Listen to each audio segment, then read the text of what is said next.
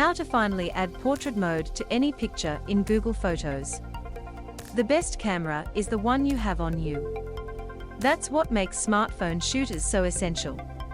DSLRs might be able to take better-looking shots, but your Pixel can fit in your pocket and can go anywhere you can.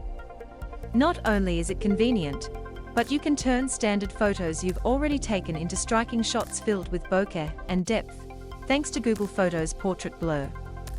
Portrait Blur isn't necessarily new. Launching as a Pixel exclusive, the feature allowed you to add blur to the background of photos you didn't shoot in portrait mode in the first place. However, in the past, this feature was limited to only human subjects. While portrait mode works with other subjects in camera, portrait blur wouldn't appear for photos of pets, plants, or other objects you'd like to bokeh. With a new Google Photos update, however, that all changes. Google has now added the ability to apply portrait blur to just about any photos in Google Photos, widening the scope significantly beyond just human subjects. How to use Google's portrait blur on virtually any subject. To try the feature out for yourself, you'll need a Google Pixel device, or you'll need to be subscribed to Google One. Your phone must have at least 3 GB of RAM, while running Android 8.0 or newer. In addition, you'll need to install the latest update of Google Photos to upgrade your portrait blur feature.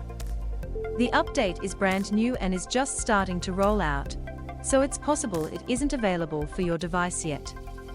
Once it is, it's the same portrait blur feature you might already know and love. To use it, choose a photo from Google Photos, then tap Edit. Allow the settings to load, if necessary, then choose Portrait. From here, you can tap Tools from the other menu bar to find Blur. Let Google Photos attempt to pick the best level of blur with Auto, or move the slider to adjust the blur manually. Tap Done to lock in your settings. While Google doesn't offer any specifics, it does warn this feature might not work on every photo.